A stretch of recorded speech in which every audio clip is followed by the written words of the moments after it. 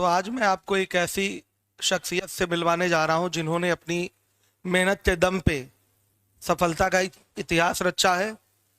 पहले ही प्रयास में इन्होंने एसएससी सीएपीएफ एग्ज़ाम 2022 की परीक्षा को क्रैक किया है और बहुत लंबी तैयारी इनकी नहीं रही है। बहुत कम समय में ही इन्होंने एक सम्मानित पद को सुशोभित ये करने जा रहे हैं और मैं बुलाना चाहूँगा, आ चुके हैं कृष्णानंद शर्मा जी आए, जो कि हमारे प्रिय छात्र रहे हैं। जोरदार तालियों से इनका स्वागत करें। ये हमारे रत्न हैं, द स्पीड के रत्न हैं। कुशल दुबे सर को भी मैं बुलाना चाहूँगा, सर भी आए, बच्चे को सम्मानित करना है।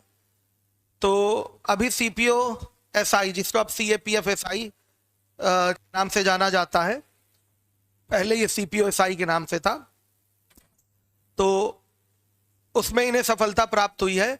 अभी रिजल्ट कुछ दिन पहले आया है।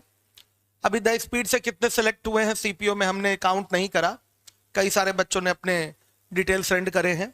अभी ये भी मिले हैं तो बता रहे थे कई सारे यहीं से पढ़े हुए इनके ग्रुप में जो बच्चे थे वो भी सिलेक्टेड हैं, तो अभी उनसे भी कांटेक्ट नहीं हो पाया है।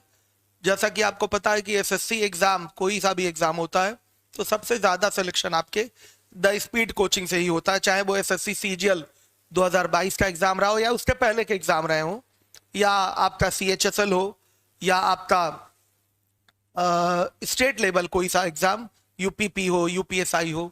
पूरे प्रयागराज में सबसे ज़्यादा सेलेक्टेड कैंडिडेट यहीं दिखाई देते हैं। इसका रीज़न है द स्पीड का बच्चा हमने देखा है बहुत मेहनती होता है, हमने ये देखा है, पाया है। आप भी नए नए बैच अभी स्टार्ट करा है, आप में भी मेहनत बहुत ज़्यादा दिखाई देती है, आप बहुत मेहनत करते हैं। बहुत सारे बच्चे बहुत जीरो लेवल पे थे, एक अच्छे लेवल पे अब आ चुके हैं। तो जो भी बच्चा यहाँ द स्पीड में पढ़ता है ये माना जाता है कि टैग लग जाता है कि नहीं ये मेहनती है, तो इसीलिए सिलेक्शन यहाँ सबसे ज़्यादा है। यहाँ घास भूसा कम पाए जाते हैं, मेहनती कर्मठ जुझारू छात्र अधिक मिलते हैं। बहुत मेहनत से, देखिए बैठे तो हैं कई सारे बच्चे, हम बहुत मेहनती हैं जो नेक्स्ट ईयर मुझे सिलेक्शन देंगे। आप सभी लोगों से मुझे उम्मीद है सिलेक्शन आप देंगे। सबसे पहले मैं संतोष सर को आमंत्रित करना चाहूंगा, प्रिय छात्र, आप सभी के प्रिय छात्र कृष्णानंद शर्मा जी को माला पहनाकर सम्मानित करें। इसी के साथ मैं कुशल दुबे सर को बुलाना चाहूंगा।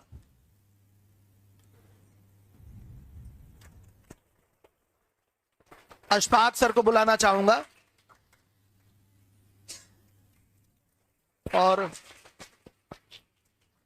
मैं इनका मुंह मीठा कराना चाहूंगा क्योंकि इन्होंने मुझे गर्व का वो क्षण दिया है, वो पल दिया है। निश्चित रूप से हर एक शिक्षक के लिए बहुत ही ये गर्व की बात होती है, बहुत खुशी की बात होती है जब उसका बच्चा सेलेक्ट होता है। मैं चाहता हूं ये खुशी आप लोग मुझे 2024 में अवश्य प्रदान करें और यही वास्तव में यही मेरे लिए गुरु दक्षिणा होगी। फीस लेना कोचिंग चलाने के लिए वो सिस्टम अलग होता है, लेकिन जो हमारा आपका जुड़ाव है गुरु शिष्य का, निश्चित रूप से हम लोग वही प्राचीन परंपरा ही फॉलो करते हैं। गुरु का जो स्थान है बेटा, आप सभी लोगों को अच्छे से गुरु का स्थान, उसका महत्व तो पता है, और हमें भी छात्रों के साथ क्या बिहेव करना है, कैसे रहना है। ये कोई कॉरपोरेट लेवल में काम नहीं चल रहा है। निश्चित रूप से बेटा हमारा आपका जुड़ाव है, आप सफल होंगे तभी मुझे निश्चित रूप से खुशी मिलेगी, अदरवाइज आप फीस दे रहे हैं उससे मुझे खुशी नहीं मिलती। सिस्टम चलाने के लिए वो करना पड़ता है, पहले लड्डू खिला दो। बाकी हमारे बहुत सारे इमोशंस हैं हमारे छात्रों के लिए, ठीक है, एक्सप्रेस करता रहता हूं। कुशल दुबे सर, लड्डू बस बताओ।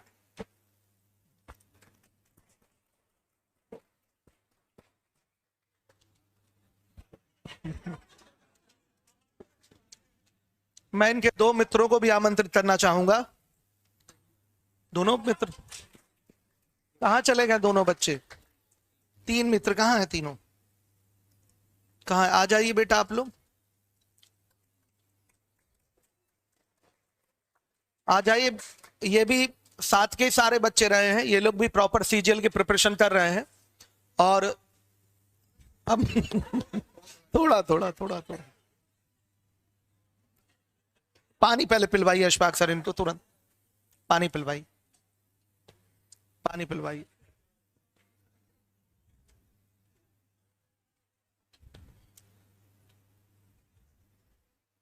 हमें बहुत खुशी मिलती है जब हमारा बच्चा सेलेक्ट होता है, बहुत अच्छा लगता है। अब मैं चाहूंगा इस यंग डायनेमिक पर्सनालिटी की बातों को आप सुने, इनके विचारों को जाने, इन्होंने किस तरीके से सफलता प्राप्त की है। आपको इनसे मोटिवेशन प्राप्त करके एक अलग ही तरह की डिफरेंट डिफरेंट काइंड की आपको एनर्जी प्राप्त होगी। हम चाहेंगे, माइक देंगे इनको कि आपको कुछ सजेशन दे, तैयारी कैसे करना। नहीं नहीं बेटा, ये आपका अधिकार है।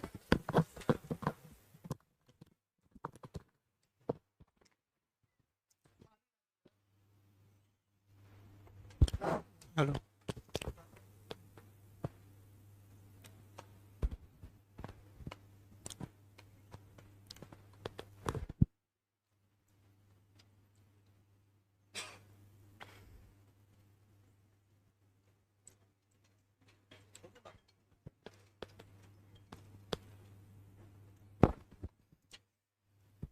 नमस्कार आप सबका। जैसा कि आप लोग नाम जानते हो, कृष्णानंद शर्मा मेरा नाम है और मैं गाजीपुर डिस्ट्रिक्ट से बिलोंग करता हूँ। मेरा इंटर 2019 में हुआ था और मैं पिछले साल यानी 2022 में ग्रेजुएट हुआ हूँ। और ये मेरा CPO-SI का पहला अटेम्प्ट था और फर्स्ट अटेम्प्ट में मेरा क्लियर हो पाया है। तो बेसिकली मैं CPO-SI के लिए ही टारगेटेड था और मेरा CGL और CPO दोनों साथ में निकला। तो मैं CGL को ज़्यादा टारगेट ना करके मैं CPO को ही आगे लेकर गया और CPO में ही फाइनल सिलेक्शन में लिया। तो मेरी जर्नी इस कंपटीशन की दुनिया में 2021 के सितंबर से शुरू हुई और मैं लगभग 1 साल कंप्लीट किया अपनी पढ़ाई को यहाँ पे। तो सारे सब्जेक्ट्स मैंने यहीं से पढ़े, मैथ हो, रीजनिंग हो, इंग्लिश हो या GS की मैराथन क्लास और वे। तो वो ख़त्म होते होते मेरा अटेम्प्ट आ गया।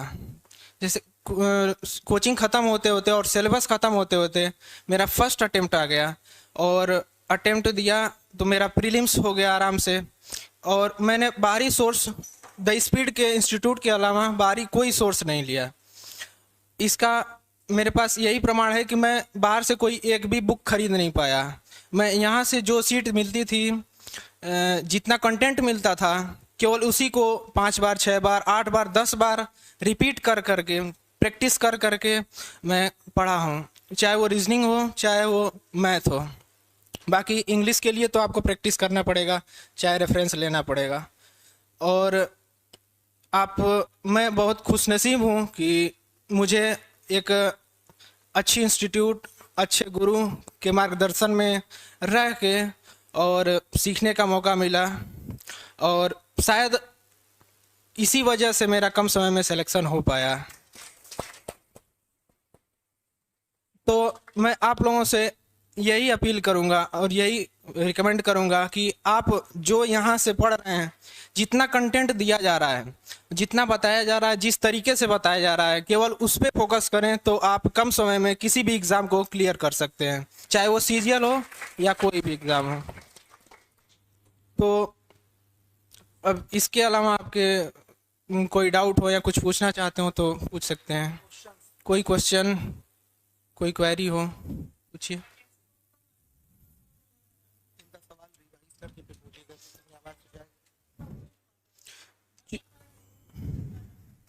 देखिए, ये डर सबके अंदर होता है और वैकेंसी को लेके दुविधाएं सबके अंदर रहती हैं, लेकिन कहा जाता है कि आपको एक सीट लेना है तो सीट कितना हुआ है, कितना हो वैकेंसी रहे, आप अपने एक सीट के लिए फाइट कीजिए।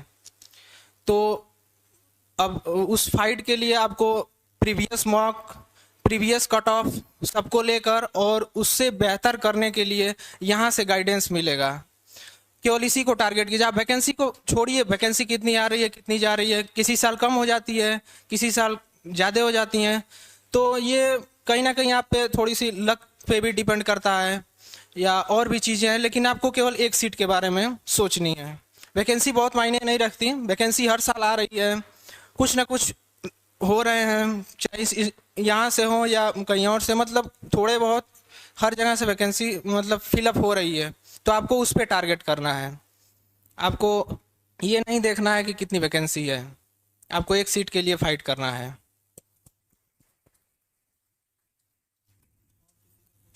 और मेरा सीबीएसई बोर्ड है। जीएस बेसिकली मैं जैसे यूट्यूब पे करंट अफेयर चलता है, यहाँ पे भी चलता है, तो उस समय उनसे पढ़ रहा था। और जीएस, चूंकि एसएससी की दुनिया में जीएस बहुत अनसर्टेन है, तो उसके लिए आपको बहुत ज़्यादा भी भागने की ज़रूरत नहीं है। 3 सब्जेक्ट में आप परमानेंट स्कोर कर सकते हैं, लेकिन जीएस में थोड़ा अनसर्टेन है। तो जीएस को लेके आप बेसिकली लूसेंट पढ़ सकते हैं, या यहाँ पे जितना दिया जा रहा है उतना एनफ है। प्रीवियस ईयर का जो क्वेश्चन है, चाहे घटना चक्र हो या और भी कोई हो, बस इतना ही रहेगा, एनफ रहेगा, क्योंकि इसमें ज़्यादा समय देकर कोई फ़ायदा नहीं है। ये हमेशा अनसर्टेनिटी और बहुत टफर्स लोग के भी साथ ये समस्याएं होती हैं। तो जितना अभी यहाँ पे जितना बताया जा रहा है, लूसेंट हो या और भी घटना चक्र या प्रीवियस ईयर, इतना एनफ रहेगा जीएस के लिए।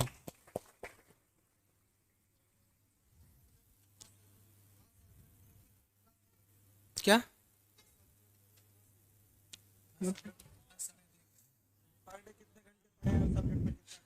देखिए, अब घंटे पढ़ने को तो कोई डिसाइड नहीं कर सकता। आप पढ़ने के लिए डिसाइड मत कीजिए, अब जितना दे सकते हैं 100% उतना पढ़िए। आपको अपने लॉज में अपने दोस्तों के साथ मिनिमम समय स्पेंड करना है, बाकी जितना बचता है उतना आपको पढ़ना है। पढ़ने का इन द सेंस कि आपको स्मार्ट स्टडी करनी है, केवल भागना नहीं है, स्मार्ट तरीके से पढ़ना है। इसमें बहुत सारी चीज़ें हैं जो आपको नहीं पढ़नी होती हैं, जिसको आप पढ़ पढ़ के और किसी एग्ज़ाम में वो बेनिफिशियल नहीं रहेगा, उसको आपको ध्यान देना है। तो उसके लिए आप अपने यहाँ के सीनियर्स जो हैं या एक्सपर्ट हैं, उनसे भी कंसर्न कर सकते हैं कि क्या नहीं पढ़ना है, ये भी है। सब चीज़ पढ़ेंगे आपका टाइम नुकसान होगा, और वो एग्ज़ाम में शायद आए भी ना। तो आपको एग्ज़ाम ओरिएंटेड चीज़ें पढ़नी है, जो कि इस कंटेंट में मिलेगा, यहाँ के कंटेंट में मिलेगा, वो एनएफ रहेगा। और बाकी सब्जेक्ट की बात है तो सब पे आपको फोकस करना है, किसी को आप एज ए ग्रांट नहीं ले सकते हैं, सब पे फोकस करना है समान, एक साथ।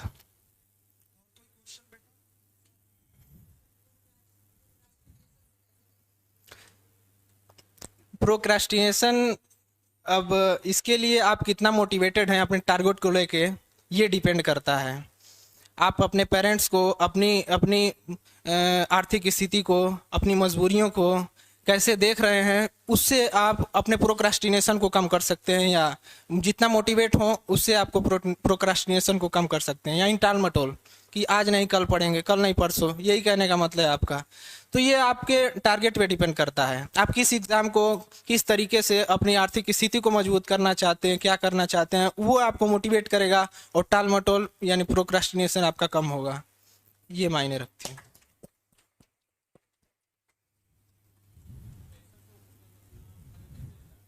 क्या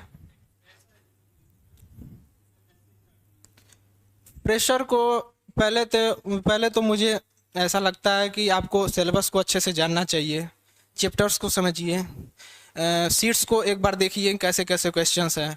यदि आप इंटर तक बहुत अच्छे से पढ़ाई किए हैं, जैसे एडवांस लेवल के मैथ हैं और भी सारी चीज़ें हैं, अच्छे से पढ़े हैं, तो आप बेशक इंडिविजुअल ले सकते हैं, पढ़ सकते हैं, यानी कि उसको हैंडल कर लेंगे। अगर नहीं है, फाउंडेशन यहाँ पे चल ही रहा है, फाउंडेशन करके आप वहाँ से शुरू कर सकते हैं। आपके पास दोनों सुविधाएं हैं, आपके ऊपर आपके पास ऑप्शन है, आपको खुद जज करना पड़ेगा ये। तो यही है।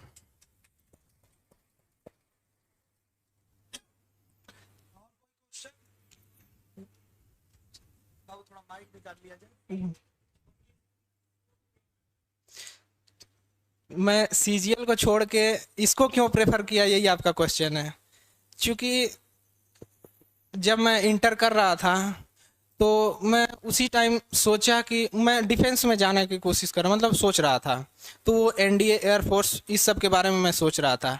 लेकिन मैं एक बार अपनी एज को कैलकुलेट किया तो मुझे एक अटेम्प्ट या उससे भी कम मिल पा रहे थे, एक अटेम्प्ट या ना मिल पा रहे थे, ऐसे लग रहा था एनडीए के लिए। तो मैं सोचा कि अब डिफेंस में ही जाना है तो क्यों ना अच्छी जगह जाया जाए। तो मैं सीनियर से पूछा, जो मेरे सीनियर थे वो एसएससी की तैयारी कर रहे थे, तो वो लोग बताया कि सीपीओ एसआई ग्रेजुएट लेवल पे ये बहुत अच्छा एक चांस रहेगा, ये अच्छी जॉब रहेगी। तो डिफेंस में भी चले जाएंगे और ग्रेजुएट लेवल पे है, एक अच्छी 4200 ग्रेड पे की जॉब है और सब कुछ है। तो इसीलिए मैं इसको शुरू से ही टारगेट किया था। और चूंकि इस सीपीओ के टारगेट के चक्कर में मेरा सीजीएल निकला है, मैं सीजीएल को टारगेट नहीं किया, सीपीओ के चक्कर में मेरा सीजीएल निकला। तो सीजीएल निकला जिस समय प्री दोनों का एक ही साथ हुआ, 1 महीने के अंदर दोनों क्वालिफाई हुए। लेकिन जब मेंस था सीजीएल का, मेरा प्री का इसका फिजिकल लग गया सीपीओ का, तो मैं सीजीएल को अच्छे से पढ़ नहीं पाया, यानी उसमें कंप्यूटर में लैग कर गया, 2-3 नंबर से मैं डिस्क्वालीफाई हो गया। तो सीजीएल उसमें नहीं कर पाया और चूंकि इसको टारगेटेड था तो इसको ही मैं फाइनल तक लेकर जाना चाहा और इसी को टारगेट किया, मेंस दिया, सब कुछ किया। मेरा फाइनल ड्रीम यही था और वो आज मैं अचीव कर पाया। और आगे की जर्नी में इसी में असिस्टेंट कमांडेंट की तैयारी के लिए हमेशा सर के कांटेक्ट में रहूँगा, या जो भी है इनके मार्गदर्शन में हमेशा रहूँगा। बहुत बहुत धन्यवाद। बहुत अच्छे से मोटिवेट किया। कुछ सवाल हमारे भी हैं, उनका भी जवाब चाहिए, तो माइक ऐसे ही पकड़े रहिएगा। आपकी सफलता में आपकी मेहनत का ही पूर्णतः योगदान है, ये मैं बहुत अच्छे से जानता हूं, लेकिन फिर भी एक सही मार्गदर्शन आपको सफलता जल्दी दिलाती है। भाई जिसने सोच लिया, जिसने ठान लिया मुझे सफल होना है, तो कई सारे रास्तों से घूमते हुए भी 4-6 साल बाद वो आता है और सफल हो जाता है। लेकिन अगर एक सही मार्गदर्शन मिल जाता है तो जो सफलता आपको 4 साल में मिलनी है वो सफलता आपको 1 साल में मिल जाती है। तो आपकी सफलता में द स्पीड का जो मार्गदर्शन रहा हमारा यहाँ टीचर्स का, वो क्या इस बारे में आप सोचते हैं, क्या विचार है? देखिए, सर्वप्रथम मैं जब द स्पीड को ज्वाइन किया उस समय मैं तो काफ़ी इधर उधर से जो लोग सीनियर्स थे, सिलेक्टेड थे, उन लोगों के रेफरेंस से ही सब कुछ पता चला कि द स्पीड बेस्ड कोचिंग है। तो यहाँ पे आके अब मैथ, रीजनिंग एक साथ किया और इंग्लिश भी, जैसे हर एक चीज़ एक साथ इंडिविजुअली लेकर चलना थोड़ा सा कठिन होता है। तो रीजनिंग ख़त्म करने के बाद, रीजनिंग सर से ही पढ़ा, कुशल सर से, तो एनफ था, जितना पढ़ा दिए, जितना नोट्स दे दिए वो एनफ था। उसके बाहर मतलब मुझे नहीं लगा कि कुछ आएगा। और मैथ के लिए सर ने जितना कंटेंट दिया, जितनी सीट मिली, उसको 100%, एक भी क्वेश्चन ऐसा नहीं था जिसको मैं 5 बार, 6 बार, 7-8 बार ना लगाया हूँ। पूरी सीट को लगभग 8-8 बार लगा चुका था, तब जाके मुझे इसका बेनिफिट मिला। और इतना ही एनफ था। इंग्लिश के लिए उस समय कुछ के गाइडेंस पे रहकर और बहुत कुछ मिला, सीखने को मिला। और मैं चूँकि किसी इंस्टीट्यूट की बात हुई तो मैं द स्पीड को ही डेडिकेट करूँगा अपनी सक्सेस का जो भी है। और द स्पीड का बहुत बड़ा रोल रहा। और नाइट मैराथन क्लास में अटेंड किया, चूँकि टाइम नहीं मिल पाता था, 1 ही साल के अंदर सब कुछ इंडिविजुअली कलेक्ट कर पाना थोड़ा सा मुश्किल था। तो सैटरडे को नाइट मैराथन क्लास चलती थी जीएस की, तो उस सब से बहुत बेनिफिट मिला और जीएस में उससे मेरा अच्छा स्कोर हो पाया नाइट मैराथन क्लास से।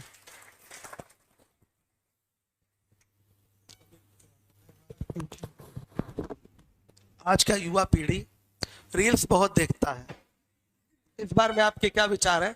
रील्स देखने वाला बच्चा कब सेलेक्ट होगा, ठीक है कि नहीं होगा?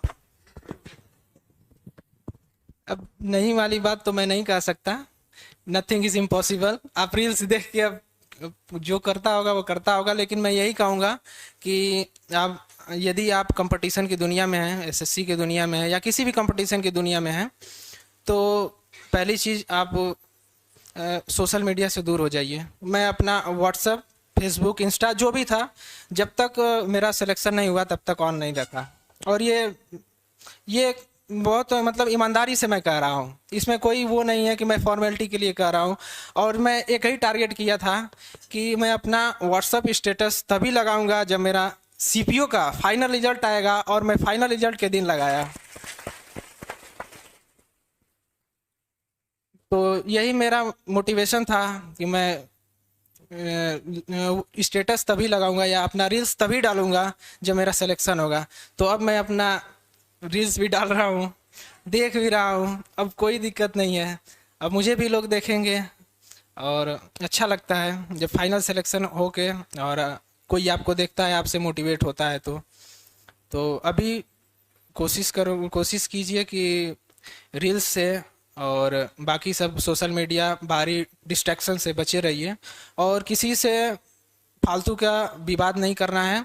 बहुत लोग लॉज में मैं देखता हूँ कि झूठ मूठ का पॉलिटिक्स की बातें छेड़ देते हैं, कोई एंटी है, कोई एंटी पार्टी, कोई इधर उधर है। तो इन सब की बातों से आपको बचना है, और ये सब बेसिक चीज़ें हैं जो आपको नहीं कर रही हैं, जो आप कहाँ डिस्ट्रैक्ट हो जाएंगे आपको पता भी नहीं चलेगा। तो फालतू के विवाद से बचना है, फालतू का मूवमेंट नहीं करना है, और डेडिकेटेड होकर रहिए, पढ़िए। सोशल मीडिया से तभी दूर रह सकते हैं जब आपका मोटिवेशन, आपका टारगेट मजबूत होगा, तभी आप दूर हो पाएंगे। तो अपने टारगेट को पहचानिए, कहाँ जाना है, किस डायरेक्शन में जाना है, इसको क्लेरिफाई कीजिए। उसके बाद आप सोशल मीडिया से धीरे धीरे दूरी बढ़ जाएगी, पढ़ाई से नज़दीकी बढ़ेगी। मॉक टेस्ट देना शुरू करेंगे या और भी चीज़ें हैं, जब दिमाग पे प्रेशर पड़ेगा तो आपकी बाहरी दुनिया धीरे धीरे छूटती चली जाएगी, चाहे वो रील्स हो, चाहे दोस्ती यारी हो, जो भी हो। तो आप अपने बारे में सोचिए। फिलहाल 1 साल, 2 साल, 1.5 साल, मैक्स टू मैक्स 1.5 साल में कोई भी कंपटीशन आप क्रैक कर सकते हैं। तो 1.5 साल अपने आप को दबा के रखिए। कोई भी फंक्शन, दिवाली, ये वो थोड़ा सा बचा के रखिए। बहुत 1 साल 2 साल बाद आपका सिलेक्शन हो जाएगा, तो पूरी उम्र आपको सब सेलिब्रेट करना है, सब करना है, बहुत बहुत समय है। तो अभी अपने आप के बारे में सोचिए, अपने टारगेट के बारे में सोचिए, इतना एनफ है। सुन लिए आप लोग? मतलब सफलता प्राप्त करनी है तो आपको करना क्या है? रील्स से, सोशल मीडिया से दूर रहना है। इन्होंने खुद सिलेक्टेड कैंडिडेट हैं, साल भर की कोचिंग के बाद इन्होंने सफलता अपनी पाई है। मतलब 1 साल तैयारी करी है, सफलता मिली इनको।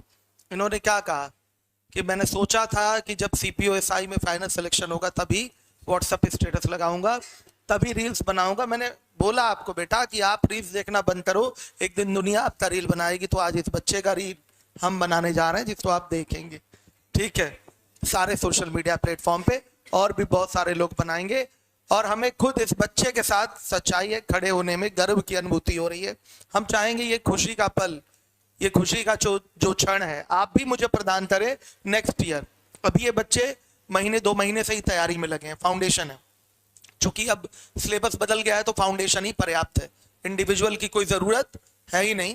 तो सिलेबस चेंज हुआ है, क्वेश्चन सब चेंज होके आने लगे हैं, बहुत हाई लेवल के क्वेश्चंस नहीं आ रहे हैं।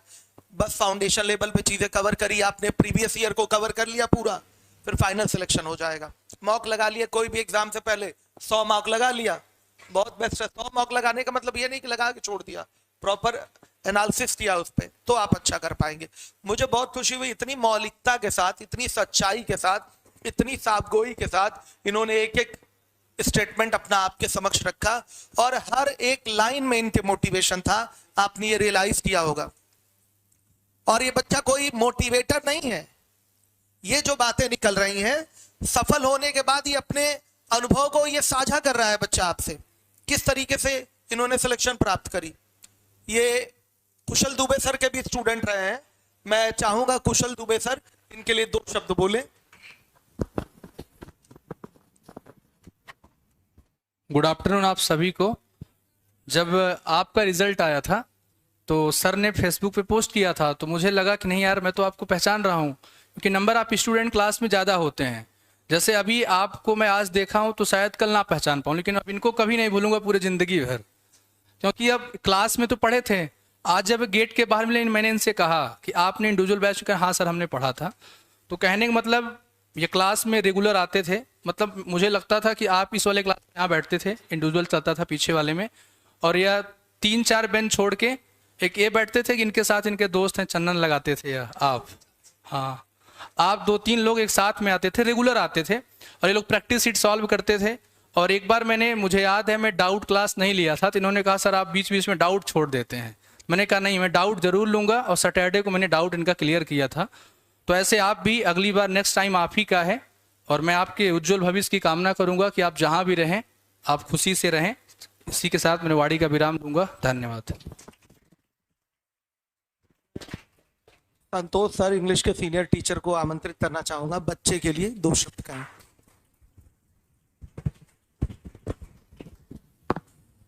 चलिए, very very good afternoon to all of you. अभी कुछ देर पहले मैं कह रहा था कि एक ऐसा समय आए जहां वसीम सर आप बच्चों को भी यहां पे बुलाएं, आपको लड्डू खिलाएं। ये सबसे बड़ी उपलब्धि आपकी भी और इस कोचिंग की भी रहे। जब कोई बच्चा यहाँ पे सम्मानित होता है तो वो केवल अपना सम्मान नहीं पा रहा है, वो अपने परिवार का, अपने माता पिता का, क्या मेरे हिसाब से किसी भी घर में होली, दीपावली, ईद उतनी बढ़िया तरीके से नहीं मनाई जाती है जिस समय उस समय मनाई जाती है जब कोई बच्चा उस घर के चिराग को क्या करता है, रोशन करता है, मीन्स वो जॉब पाता है। तो मेरी तरफ से बहुत बहुत शुभकामनाएं। और जो भी बच्चे सामने बैठे हैं, जो इस समय देख रहे होंगे, आगे देखेंगे इस वीडियो को, वो इंस्पायर्ड हो, मोटिवेटेड हो कि हम भी इसी तरह एक दिन अपने माता पिता का, अपने टीचर्स का और इस कोचिंग का, द स्पीड का, जो वास्तव में आपके लिए सारे प्रयास करते हैं, चाहे वसीम सर हो, चाहे सारे टीचर्स हो, सारे लोग मिल करके बस एक इच्छा रखते हैं कि आप भी अपने घरों में जॉब ले जाएं, सरकारी जॉब ले जाएं, जिससे आपके माता पिता हमेशा खुश रहें। Thank you. बहुत बहुत धन्यवाद सर, कुशल सर का आपका।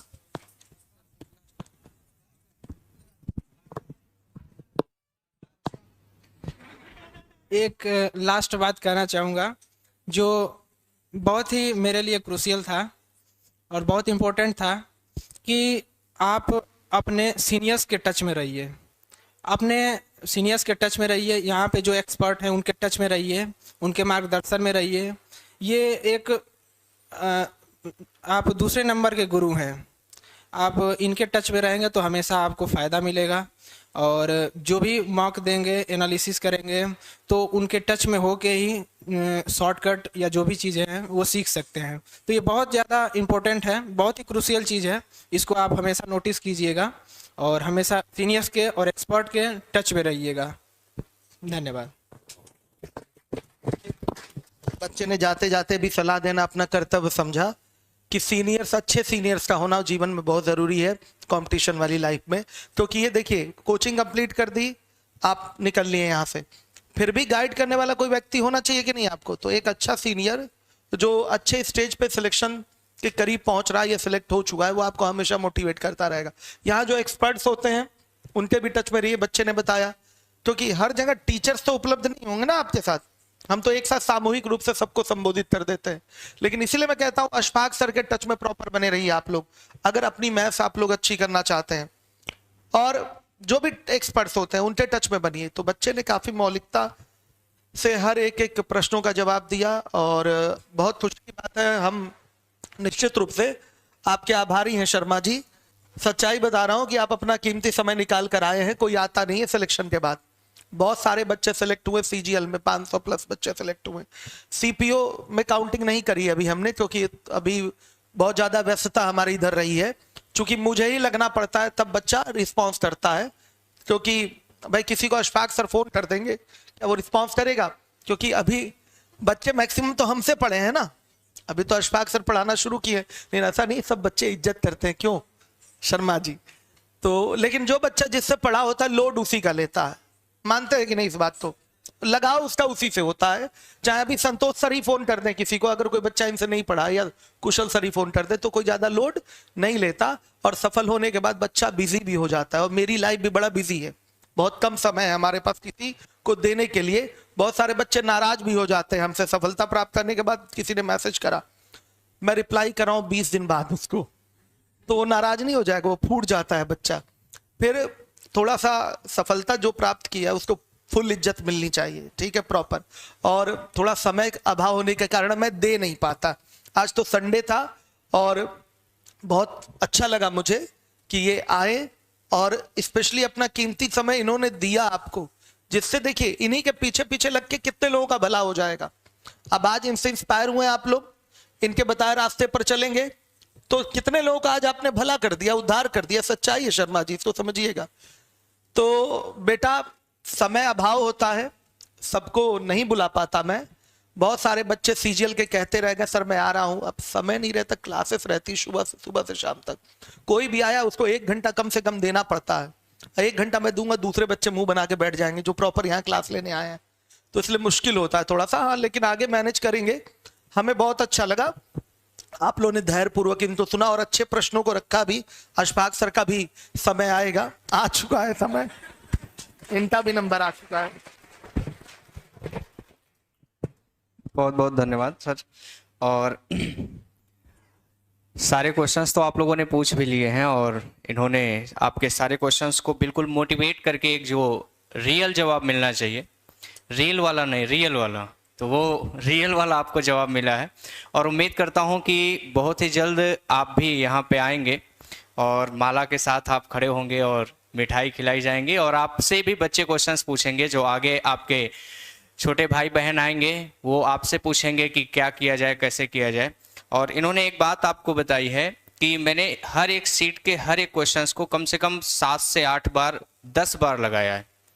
इसीलिए सर भी आपको बताते हैं कि कभी भी किसी भी क्वेश्चंस को कम से कम 5 से 6 बार, मैक्सिमम 8 से 10 बार तो जरूर लगाइए, क्योंकि एक ही क्वेश्चंस को आप बार बार लगाएंगे तो आपके माइंड में कुछ समय बाद एक ऐसा टाइम आएगा कि आप क्वेश्चंस को देखने के बाद आप सोचेंगे कि ये ऐसे हुआ, ये लीजिए आंसर आ गया। और इस बैच में बहुत सारे ऐसे बच्चे इस काबिल हो भी गए हैं कि वो बच्चे जो रियल में प्रैक्टिस कर रहे हैं, वो बच्चे हर एक चीज जो उन्हें लगता था पहले कि नहीं हम नहीं कर पाएंगे, वो हर एक चीज कर पा रहे हैं और बहुत ही जल्द उनका भी नंबर आएगा। ठीक है, थैंक यू सर। सर आपके चहेते टीचर हैं अशफाक सर, तो मैं बहुत ज़्यादा आज खुश हूँ इस बच्चे की सफलता से। इस बच्चे ने अपने परिवार का मान सम्मान तो बढ़ाया ही, अपने मित्रों का भी मान सम्मान बढ़ाया और मेरा भी सीना गर्व से चौड़ा कर दिया इस बच्चे ने। मैं चाहता हूँ कि आप भी 2024 में यहाँ उपस्थित हो और सम्मानित करूँ मैं आपको। निश्चित रूप से जब आप सिलेक्शन लेकर आएंगे तो वास्तविक अर्थों में वही गुरु दक्षिणा है हमारे लिए। बहुत सारे बच्चों का सिलेक्शन द स्पीड से होता है। हम चाहते हैं उन सिलेक्टेड स्टूडेंट में आपका भी नाम हो और डेफिनेटली आप मेहनत करेंगे, हमारा मार्गदर्शन, राइट डायरेक्शन आपको मिलेगा, जल्दी सफलता आपको प्राप्त होगी। जितना टीचर्स कह रहे हैं उतना सुनना है, सफलता प्राप्त हो जाएगी। तो ईश्वर से हम सभी की एक कामना है, आ जाइए। ईश्वर से हम सभी की कामना है कि ये बच्चा ऐसे ही उन्नति पथ पे अग्रसर रहे। टारगेट इस बच्चे ने करा हुआ है, असिस्टेंट कमांडेंट का यूपीएससी एग्जाम कराती है एसी का, तो हम चाहेंगे कि ये बच्चा इतना आगे जाए, असिस्टेंट कमांडेंट की अगली पोस्टिंग बच्चे की हो, जॉब निकले, उसके बाद बच्चा यूपीएससी क्रैक करके कहीं आपका एसपी बन के आए, हमें बहुत खुशी होगी। अभी तो बहुत छोटी उम्र है बच्चे की, 22 वर्ष आयु हो रही है, ठीक है। तो 22 वर्ष की आयु में इतनी अच्छी सफलता इन्होंने, ये ग्रेजुएट लेवल की जॉब है आपकी, ग्रेजुएशन के बाद सीपीओएसआई का जॉब मिलता है बेटा। तो इनका टैलेंट भी हमने देखा, बोलने का एक कूल अंदाज भी देखा। ये सारी चीजें ऑफिसर लाइक क्वालिटी है बेटा, अधिकारियों में ये सारे गुण होते हैं और इस बच्चे में दिखाई दे रहा है। सिलेक्शन लेने के बाद तो और ये बच्चा सिंसियर हो गया, मुझे लगता है। शरारती भी रहे होंगे आप काफी, ठीक है। क्यों, मित्र अच्छा बताएंगे कैसे हैं ये ग्रुप में, अच्छे हैं मतलब हाँ, हंसी मजाक चलता है ना, वही चीज है। बच्चा हंसने वाला भी है और जहां सिंसियर चीजें होती हैं वहां गंभीर मुद्रा में खड़े होकर समझाने वाला भी व्यक्ति है। मतलब ये हर जगह आनंद देगा, यहां भी और मित्रों के साथ भी, ठीक है। ये ऑफिसर लाइक क्वालिटी होती है बेटा, जो इनके अंदर दिखाई दे रही है मुझे। आपके अंदर भी है, झांक के देखिए। जिस दिन आपको एक सफलता प्राप्त होगी ना, तो फिर आपका सपना सीधे यूपीएससी ही होगा, उसके नीचे आप सोचेंगे नहीं। तो लग जाइए मेहनत से, सभी टीचर्स लगे हुए हैं, ईश्वर से हमारी कामना है। पुनः मैं इनको आशीर्वाद देना चाहूंगा और डेफिनेटली ये जो सोचे हैं उससे भी बड़ा मिले, मैं हमेशा यही दुआ करूंगा। तो बेटा आप लोग इनसे मोटिवेशन प्राप्त करके कैसा लगा? बहुत अच्छा लगा। Okay, thank you Sharma ji, ऐसे ही मेहनत करते रहिए। ओके बेटा।